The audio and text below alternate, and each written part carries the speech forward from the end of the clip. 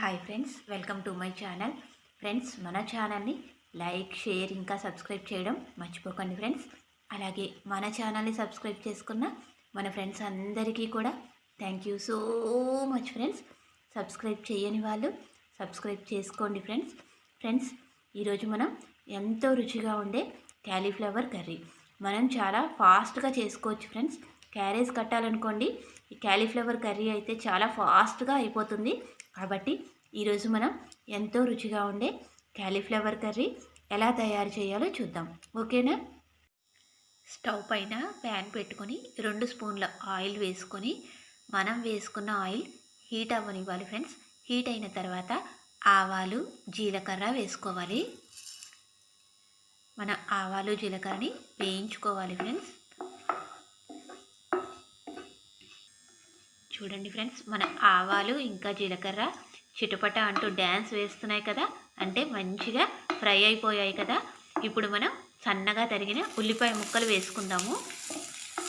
మంచిగా వేపుకుందాం ఫ్రెండ్స్. మనం వేసుకున్న ఉల్లిపాయ ముక్కలు కూడా మంచిగా వేయించుకుందాము. ఇప్పుడు మనం చిన్నగా కట్ చేసుకున్న పచ్చిమిరపకాయ ముక్కలు కూడా వేసుకుందాము.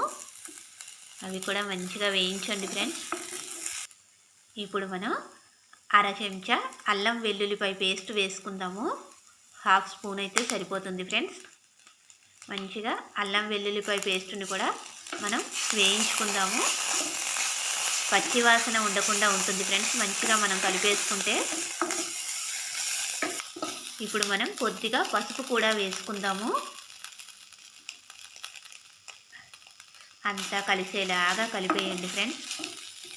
ఇప్పుడు మనం లైట్గా జస్ట్ ఒక 5 నిమిషాలు నేను ఉడికించాను ఫ్రెండ్స్ క్యాలీఫ్లవరు. ఆ ముక్కలు ఇప్పుడు వేస్తున్నాను ఇందులో. నేను చూడండి, ముక్కలుగా కట్ చేసి చూసారా, ముక్క కూడా మెత్తగా ఉడకలేదు. జస్ట్ ఒక 5 నిమిషాలు వేడి నీళ్ళలో నేను బాయిల్ చేసి ఉడికించాను అంతే. చూసారా, ముక్క చూడండి ఎంత బాగుందో. మెత్తగా ఉడికించేసామనుకోండి, అప్పుడు మనకి కూర గుజ్జు గుజ్జుగా ఉడుకుతుంది. కాబట్టి లైట్గా జస్ట్ ఉడికించామా లేదా అన్నట్టు సిమ్లో పెట్టి ఉడికించుకోవాలి ఒక 5 నిమిషాలు.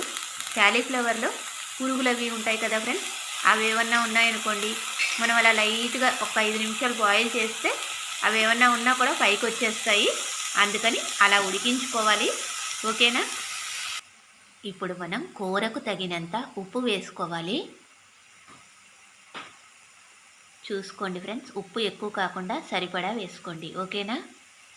1/2 స్పూన్ కారపొడి కూడా వేసుకోవాలి. 1/2 చెంచా కారపొడి. మనం పచ్చిమిరపకాయలు కూడా వేసుకున్నాం కదా ఫ్రెండ్స్, మరీ ఎక్కువ కారం వేసుకున్నాం అనుకోండి, కారం కారంగా ఉంటుంది కర్రీ. చక్కగా ఇలా అయితే సరిపడా ఉంటుంది. ఓకేనా? అంతా కూడా ఒకసారి కలిపేయండి. ఇప్పుడు మనం కూరలో 1/2 కప్పు వాటర్ వేసుకోవాలి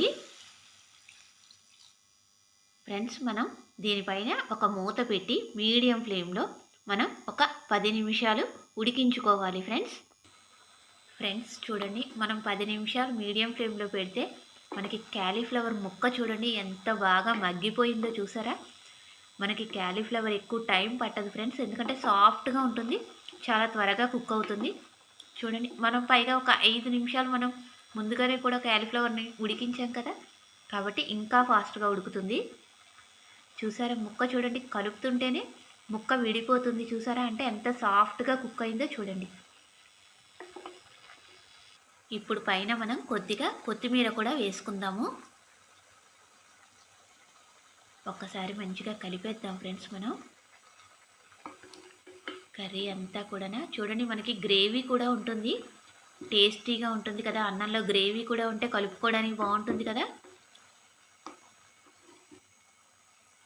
ఇప్పుడు మనం స్టవ్ ఆఫ్ చేసేద్దాం ఫ్రెండ్స్. చూడండి ఫ్రెండ్స్, మనం తయారు చేసిన క్యాలీఫ్లవర్ కర్రీ ఎంత బాగా వచ్చిందో చూడండి. టేస్ట్ అయితే చాలా బాగుంటుంది ఫ్రెండ్స్. పైగా సింపుల్గా చేసేయచ్చు, చాలా ఫాస్ట్గా కూడా అయిపోతుంది.